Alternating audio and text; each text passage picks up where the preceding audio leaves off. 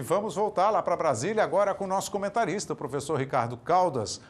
Professor, boa tarde. Começo com o senhor querendo saber o seguinte: pode haver alguma mudança nessa decisão no plenário? A defesa do ex-presidente Lula queria que ficasse na segunda turma, que a segunda turma do Supremo, ela aprovou a suspeição contra o ex-juiz Sérgio Moro.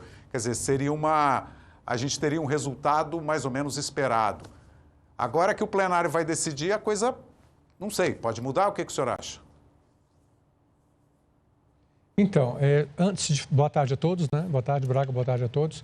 Antes de fazer o comentário, eu só queria lembrar para o nosso telespectador que a segunda turma, presidida pelo ministro Gilmar Mendes, é uma turma que tem um histórico chamado de garantista, né? O que significa isso? Significa que ela defende que as pessoas sejam condenadas e presas apenas após serem esgotadas todas as possibilidades de defesa, que em alguns casos inclui o próprio Supremo Tribunal Federal.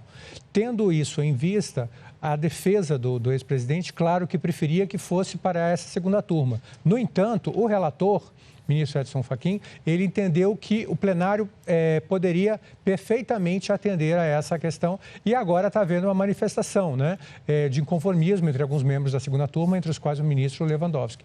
Eu diria que, em linhas gerais, a tendência seria a confirmação da posição do ministro Fachin por um motivo muito simples. O ministro Fachin é tradicionalmente um ministro chamado lavajatista, né, pró-Lava Jato. Se foi ele que anulou os crimes, anulou em parte, né? Ele remeteu para a primeira instância os crimes atribuídos supostamente ao ex-presidente Lula, então dificilmente ele vai votar contra o seu próprio relatório. Então, o grupo dos lavajatistas já está enfraquecido. Então, é muito difícil, na minha opinião, que o plenário reverta essa decisão do ministro Fachin, já que ele mesmo retrocedeu, vamos dizer assim, em relação a decisões anteriores. Quer dizer, pelo que o senhor, a expectativa do senhor do que vem aí nessa decisão do Supremo, o quadro eleitoral do ano que vem fica como a gente acha que está hoje, né? Eu diria que a probabilidade, vamos falar em termos de probabilidade, né?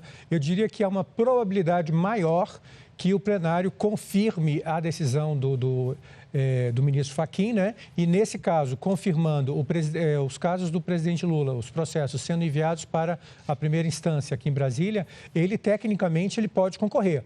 Então, isso, claro que ele é um candidato natural, né, do partido dele, né, a presidente da República. Então, essa decisão de hoje é extremamente esperada aqui em Brasília, né, no ambiente político, né, porque em função dessa decisão, alguns candidatos poderiam apresentar e confirmar sua candidatura ou retirá-la.